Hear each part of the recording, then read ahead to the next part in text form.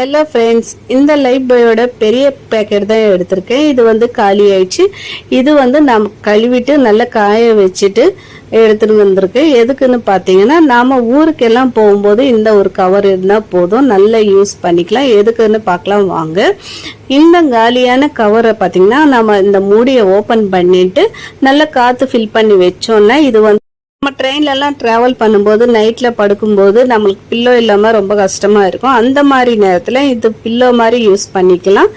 இது வந்து நான் எங்கள் அம்மாவுக்காக தான் ட்ரை பண்ணேன். அம்மா ஊருக்கு போகிறாங்க, அதுக்காக தான். அவங்களுக்கு பில்லோ இல்லாமல் ரொம்ப கஷ்டமாக இருக்கும், அதுக்காக தான்.